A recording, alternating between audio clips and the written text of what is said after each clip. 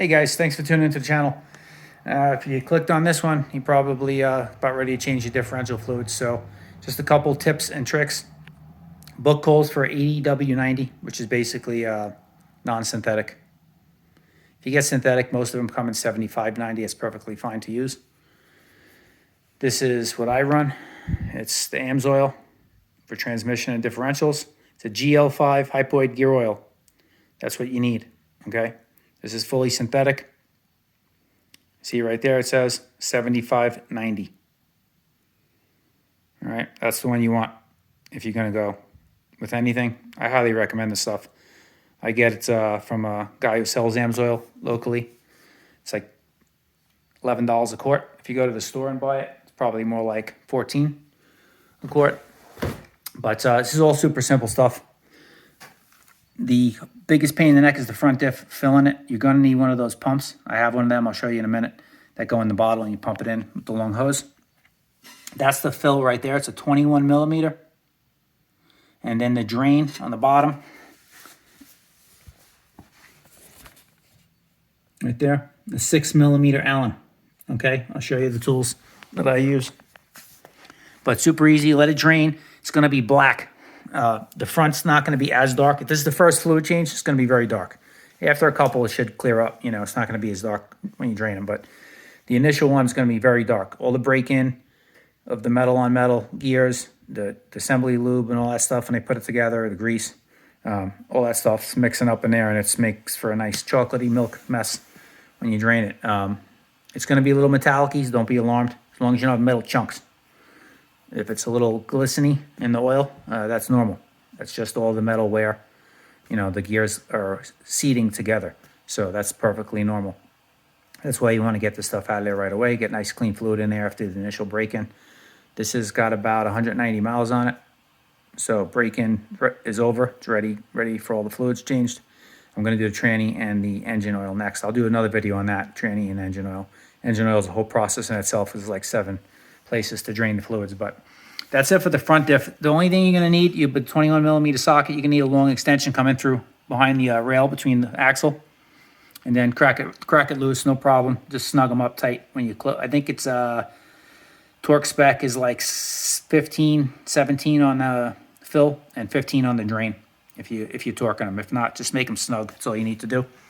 And then I'll show you the rear. I'll show you the tools I got. They're all back there. I just got done with the rear diff. Did the front one first. The rear diff came out absolutely black. The front was a little dirty. The rear was black, where I pumped a couple ounces of fresh fluid in there and let it, you know, flush it out almost, and let it fully drain.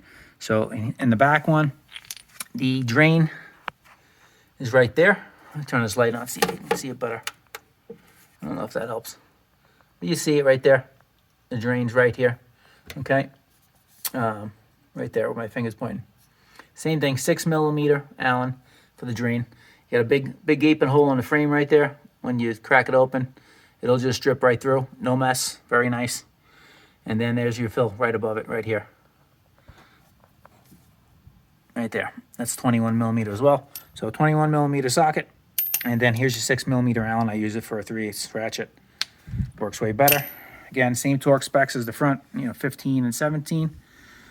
And that's the pump I use. Stick it in the bottle, and then you're going to need a little bit more fluid than the book says. The book calls for 0.33, which is about 1/3 of a quart. In the front, the rear took about what it called for, about 1/2 quart, but the front took considerably more. Front calls for in the book 0.33. That probably explains why mine was a little bit low from the factory, a couple ounces low. You want the fluid to the top of the fill hole. Not to the top of the fill hole, but to the fill hole, to the bottom of the threads of the fill hole. So when you pull the fill plug out, the threads on the bottom, when it starts seeping out, don't pump it too fast. Let the gear oil settle, it's thick. When you're pumping it in, let it flow to the bottom. Pump it nice and slow.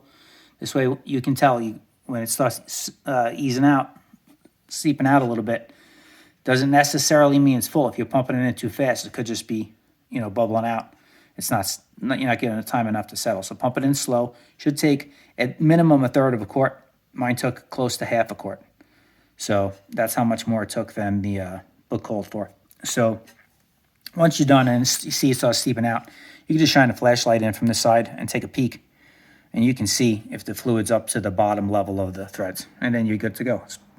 Put the fill plug in and move on to the next one.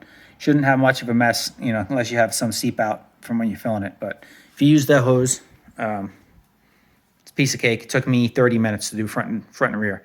That's taking my time. It was super easy. Nothing difficult at all. I'm going to do the tranny and the engine oil next. So I'll do a video on that. Like I said, the engine oil is a bit of a pain in the neck. It's probably the only thing difficult to do on this. It's like 7 drain bolts. So we'll show you how to do that. And thanks for watching. If you guys have any questions, let me know. If you need me to make a video about anything else, let me know. But differential fluid change, don't be intimidated to do it yourself. Super simple. Like I said, anybody could do it. Basic tools. Take you about a half hour tops. And like I said, don't be alarmed. It's going to be dark for the initial break-in. So after a couple of fluid changes, should be fine. The first one's going to be, especially the rear diff was black. I mean black, with some metallic-y, a little bit of metallic in it, which is fine. You just don't want no metal chunks, like I said. Front diff will be a little dirty too, though. Depends on how much you use your four-wheel drive. But I used mine a lot for the initial break-ins because I wanted to get them, you know, the gears good and seated to do the first fluid change so I knew everything was good. So, all right, guys, that's enough rambling. We'll see you on the next one. If you're interested in seeing the oil change tips and tricks, tune in for the next video. All right, take care. Ride safe.